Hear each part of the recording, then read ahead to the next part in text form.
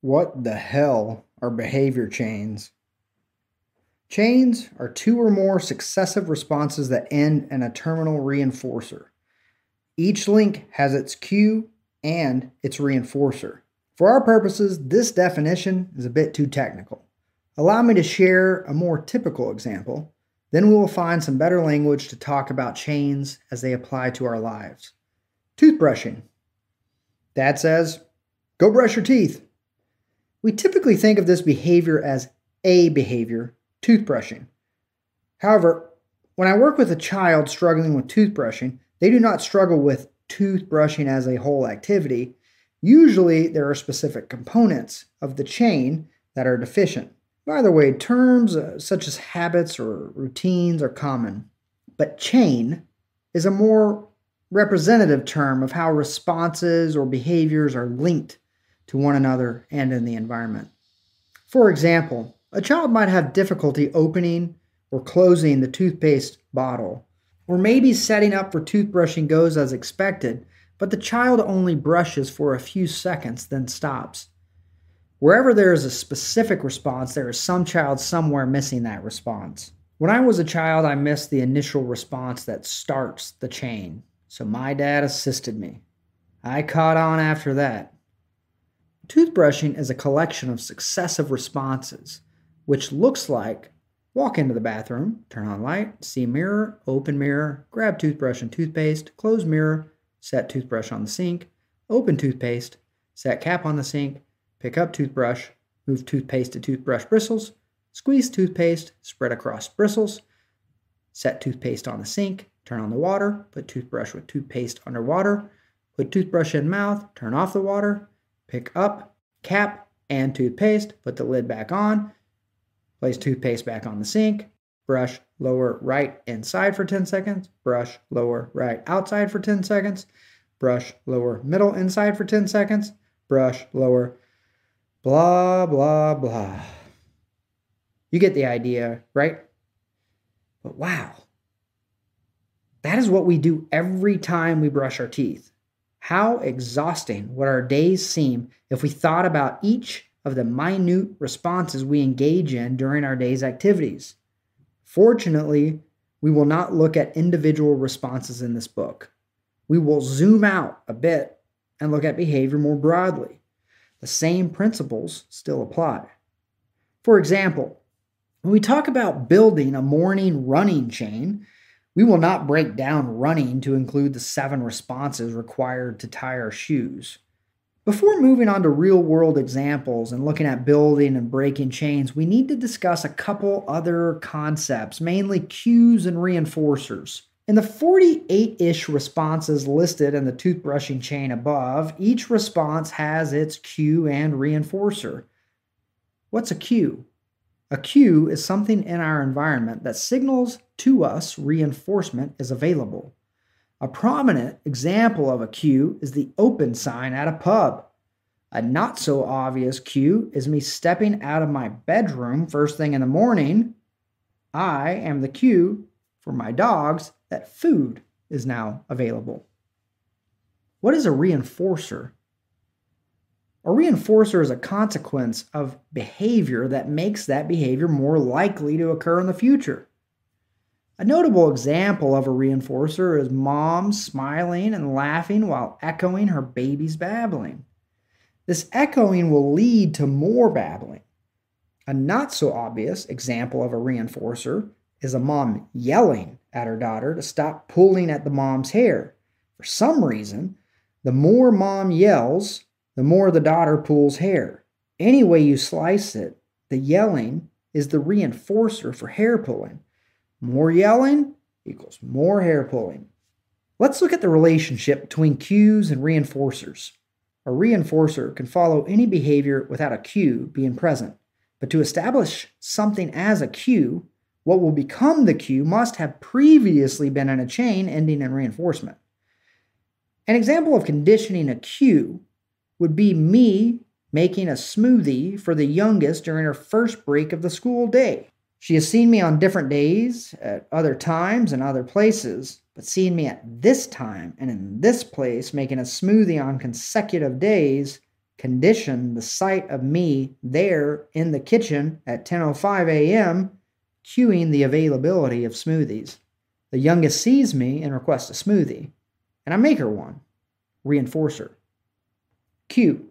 Sight of me in the kitchen, 10:05 a.m., behavior. Can I have a smoothie? Reinforcer. Smoothie received, and it is delicious. In the real world, when we see a green traffic light, we accelerate. This likely began with someone showing us or telling us that green means go. Hopefully, we did not just sneak out of the house in middle school and try maneuvering on the highway for our first driving attempt. Our traffic light driving behavior is maintained not by crashing when we move through an intersection. When we see a green light, we accelerate, and the cars to our right and left, they do not accelerate, are getting safely through the intersection is what we will call the reinforcer. Our staying safe reinforces driving in future situations when we see a green light, and the green light is now a conditioned cue that signals to us it is safe to accelerate. Back to our never-ending chain of toothbrushing responses. Each response has its cue and reinforcer. In a dark room, we see a light switch. This is a cue to turn the switch on. Flipping the switch results in a lighted room. The light in the room reinforces our light switching response and conditions the switch as a cue. Now that the light is on, we look in the mirror. Seeing the mirror is a cue to open the mirror. Seeing the toothbrush and the toothpaste is the reinforcer for opening the mirror. And so it goes. Its chain links all the way down. My girlfriend asked me, "Why did you write out those steps?" When I wake up in the morning, I hate my breath, and brushing my teeth gets rid of my morning breath. It's pretty simple. Oh, the doer's perspective. But she's not wrong. The initial cue is yucky breath. For some of us, that is. Some people don't care at all, or we mask our yucky breath by eating or drinking right away. The terminal reinforcer is the yuck-less breath. A couple of things to note at this point. The terminal reinforcer is the glue that holds everything together. It must be there at the end to make all the reinforcers valuable. The absence of a terminal reinforcer is why we don't walk around unscrewing every toothpaste tube we see or spitting into every sink we encounter. The terminal reinforcer holds up the chain links. Throughout this book, we will refer to the initial cue and the terminal reinforcer as posts. A chain needs a starting post and an end post to hold the chain in place. These posts give purpose to our chains. I doubt you have much trouble brushing your teeth, but for me, until I started brushing my teeth in the shower each morning, toothbrushing was something that never found a chain home in my life. Finally, I thought, if I can shower and drink a beer at the same time, I should be able to manage toothbrushing and showering. My morning showering chain supported my toothbrushing link. Eventually, toothbrushing became for me what running was for Lauren. And if it ever happens that Lauren should say to me, "Babe, my days are too busy. I just can't seem to fit toothbrushing into my day," I would likely respond by saying, "Don't worry, babe, I got you. I can brush my teeth anytime and any place. I would be happy to hop in the shower with you and we can toothbrush together." That's right, I've become a doer of toothbrushing. Me and every other 6-year-old in the world. Review. What we call routines and habits could better be described as chains. Chains are a set of behaviors composed of links, each having its own cue and its own reinforcer. Cues signal reinforcers are available if a specific response occurs. Reinforcers are consequences of a behavior or response that make that behavior or response more likely to occur given a similar situation in the future. Chains have an initial cue and a terminal reinforcer, and we will refer to these as posts. The daily chain. Like he does thousands of times per day, he opened the internet browser. Then, in the URL section, he typed Google.